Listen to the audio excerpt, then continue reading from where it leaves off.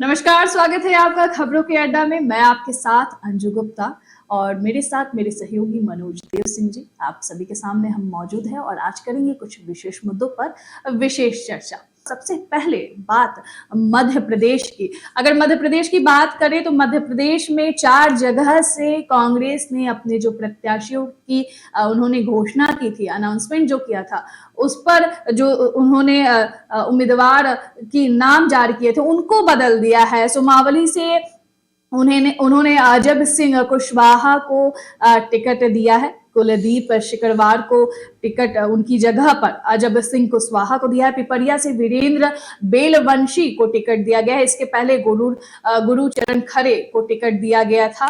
बड़नगर से मुरली मोरवाल को वहां से टिकट दिया गया है। इसके पहले राजेंद्र सिंह सोलंकी को वहां पर टिकट दिया गया था। जावरा से वीरेंद्र सिंह सोलंकी को टिकट दिया गया है। और इसके पहले कांग्रेस ने हिम्मत श्रीमल को हिम्मत श्रीमल जी को टिकट दिया था। उसके बदले में अब वीरेंद्र सिंह सोलंकी को उन्होंने वहां से टिकट दिया है। तो ये जो खींचतान देखनी पड़ रही है और कांग्रेस की तरफ से ये जो बदलाव हुआ है, अब इस पर बीजेपी की तरफ से भी प्रतिक्रिया आई है। शिवराज सिंह चौहान की बात कर ले, मुख्यमंत्री शिवराज सिंह चौहान अब इस फेरबदल पर उन्होंने अपनी प्रतिक्रिया दी है। आखिर वो चुप क्यों हो, क्या कुछ कहा, पहले वो सुनवाते हैं, फिर आपको बताते हैं कि आखिर किस वजह से यहां पर उम्मीदवारों को बदला गया है, क्या कारण थे जिसकी वजह से कांग्रेस को ये डिसीजन लेना पड़ा है। सुनिए शिवराज सिंह चौहान ने क्या कुछ कहा।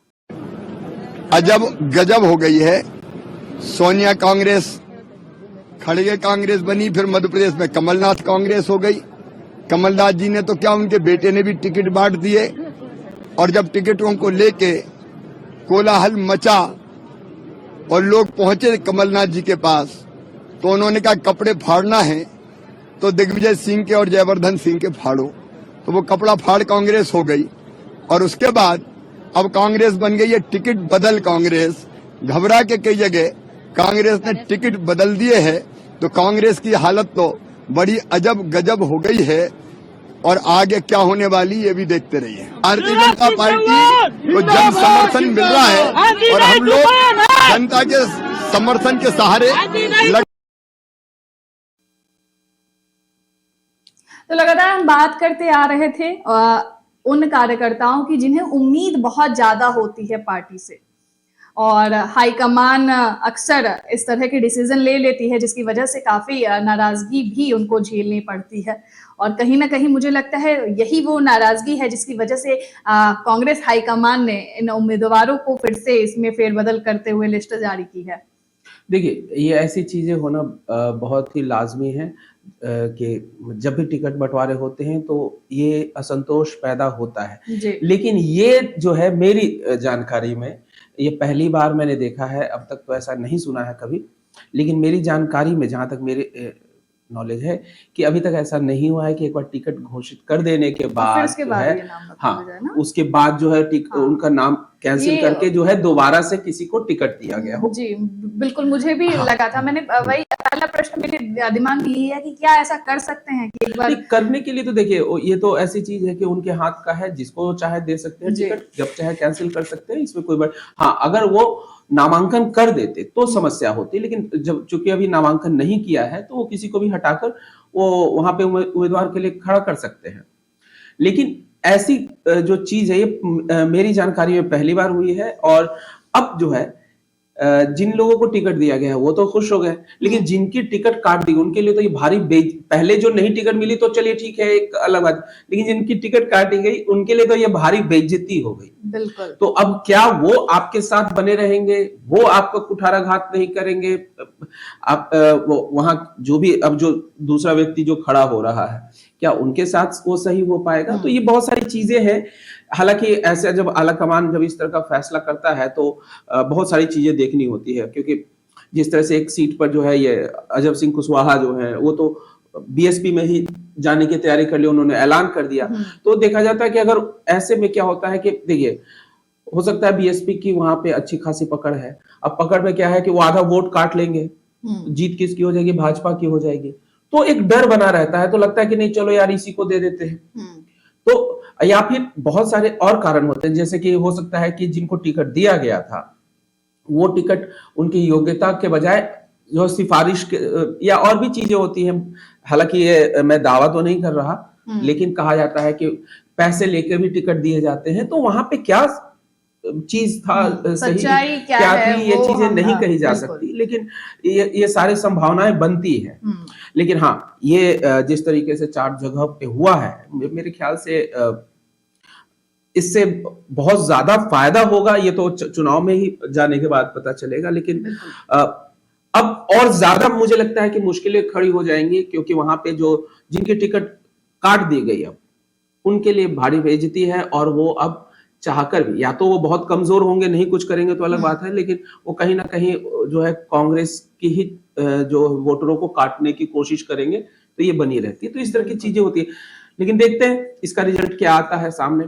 लेकिन फिर भी मतलब नाराजगी और बगावत हो सकता है इस कदर हो गई होगी कि पार्टी हाईकमान को ये फैसला लेना पड़ा, और इस वजह से उन्होंने पूरा बदलाव कर दिया, टिकट देकर टिकट छीन लिया। देखिए, एक समय था अभी 2-3 महीने पहले जो है, जिस तरह से मतलब मीडिया में आ रहा था कि कांग्रेस जो है मध्य प्रदेश में जीत रही है, लेकिन भाजपा के जो बहुमत से बहुत ज्यादा सीटें कम नहीं हो रही थी, मतलब माना जा रहा था कि फाइट लगभग बराबर बराबर का है।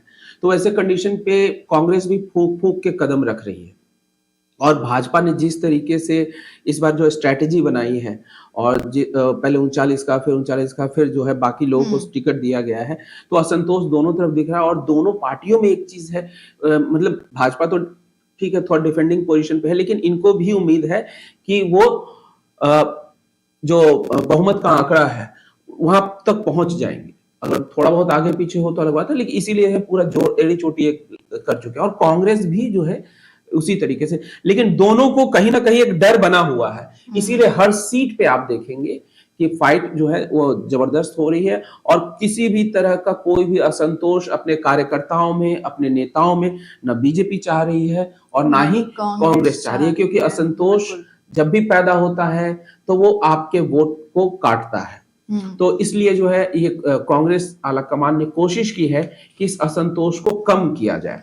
अब इसका फायदा कितना मिलेगा ये तो चुनाव में ही पता चलेगा। बिल्कुल, ये मध्य प्रदेश में आने वाले दिनों में ही पता चल जाएगा। ओवरऑल अगर हम छत्तीसगढ़ में देखें तो जिस सीट पर सबकी नजर थी, वहां से भाजपा ने अपना प्रत्याशी घोषित कर दिया है।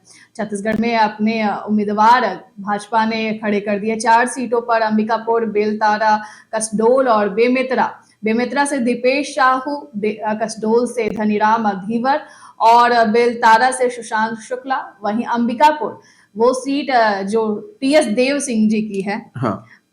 वहां से उन्होंने राजेश अग्रवाल को खड़ा किया। भारतीय जनता पार्टी ने आज जो ये लिस्ट जारी की है, और अक्सर हम देख रहे थे कि टीएस देव सिंह के टक्कर में कोई मिलता है या नहीं मिलता है, यही कुछ 4 से 2 सीटों पर बहुत ज्यादा ही सियासत गरमाई हुई थी। लेकिन अब राजेश अग्रवाल को टीएस देव सिंह का नाम ले तो एक मतलब उप मुख्यमंत्री की पद पर भी रह चुके हैं, और टक्कर कहां देखने को, मतलब राजेश अग्रवाल की बात की जाए तो ये देखना समझना बहुत जरूरी होगा कि उनका कितना जनाधार है, क्या वो टक्कर दे पाएंगे भी।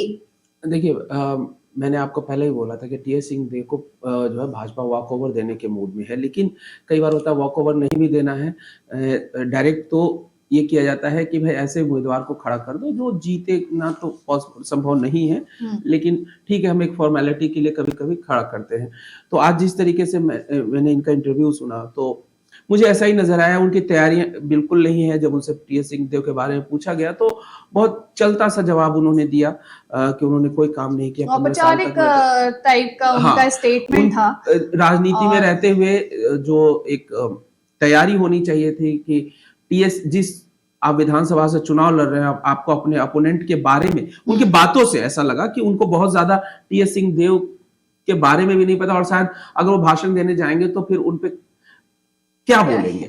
हाँ, तो ये एक समस्या नजर आई, और मुझे नहीं लगता है कि ये चुनाव जो है वो जीतने के लिए लड़ रहे हैं, बस एक फॉर्मेलिटी के रूप में ही जो है ये चुनाव लड़ा जाएगा। और भाजपा कहीं ना कहीं मुझे लगता है कि अंबिकापुर से टीएस सिंह देव को एक वॉकओवर की तरह ही लेके मतलब ये चलेंगे। मान चुकी है भाजपा कि हाँ। अंबिकापुर वो नहीं जीत पाएगी, इस वजह से मुझे भी लग रहा है ऐसा देखिए जीत कि पाएगी वाली बात मैंने आपको थोड़ा सा मुझे लगता है कि जीत पाएगी नहीं, मुझे लगता है ऐसे, हालांकि वो उनकी पारंपरिक सीट कही है, उनका गढ़ है, वहां से भाजपा हरा भी नहीं सकती, लेकिन भाजपा हराना चाहती भी नहीं है, जो मुझे ऐसा लगता है। हाँ, क्योंकि ये अंदर वाला समीकरण हाँ, रहा है। कि टीएस सिंहदेव को हराने के पक्ष में नहीं है। तो मुझे लगता है कि अगर वो जीतते हैं तो और ज्यादा अच्छा है, क्योंकि फिर से एक असंतोष पैदा होगा। अगर जीत जाते हैं, सपोज कर लीजिए कि टीएस सिंहदेव जीत जाते हैं, कांग्रेस छत्तीसगढ़ में दोबारा आती है,